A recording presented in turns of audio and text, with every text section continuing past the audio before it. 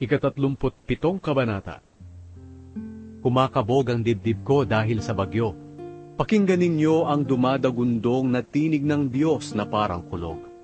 Pinakikidlat niya ang buong kalangitan, at pinaaabot ito hanggang sa dulo ng mundo. Pagkatapos ay maririnig ang dagundong ng kanyang tinig na parang isang kulog. Hindi niya ito pinipigilan. Kagilagilalas ang dumadagundong na tinig ng Diyos. Gumagawa siya ng mga kahanga-hangang bagay, mga bagay na hindi natin kayang unawain. Inuutusan niya ang yelo na pumatak sa lupa, ganoon din ang ulan na bumuhos ng malakas, para ang tao'y makapagpahinga sa kanilang mga ginagawa at makapagbulay-bulay sa mga ginawa ng Diyos.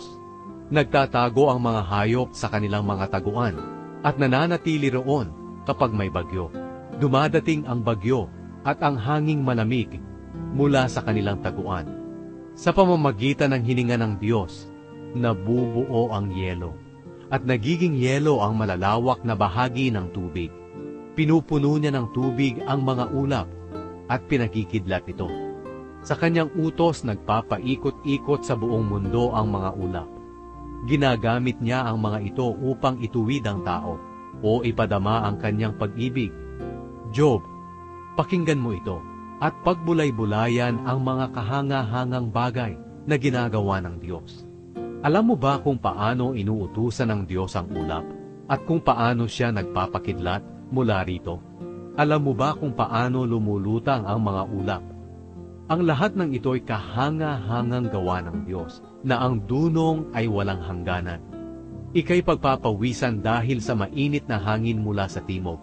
Matutulungan mo ba ang Diyos na ilatag ang kalangitan at patigasin na parang tansong salamin? Kung matalino ka, sabihin mo sa amin kung ano ang dapat naming sabihin sa Diyos. Hindi namin alam kung paano kami mangangatwiran. Dahil kulang ang aming kaalaman, hindi ko gugustuhing makipagtalo sa Diyos dahil baka ako'y kanyang ipahamak. Walang sino mang makakatitig sa araw na nagliliwanag sa himpapawid. Pagkatapos mahawi ng hangin ang mga ulap, mula sa hilaga, paparating ang Diyos na nagniningning na parang ginto, at ang kanyang liwanag ay kahanga-hanga. Hindi natin lubos na maunawaan ang makapangyarihang Diyos na napakadakila. Lubos siyang makatarungan, matuwid, at hindi nang aapi. Kaya iginagalang siya ng mga tao. Hindi niya pinapansin ang mga taong nagsasabing sila ay marunong.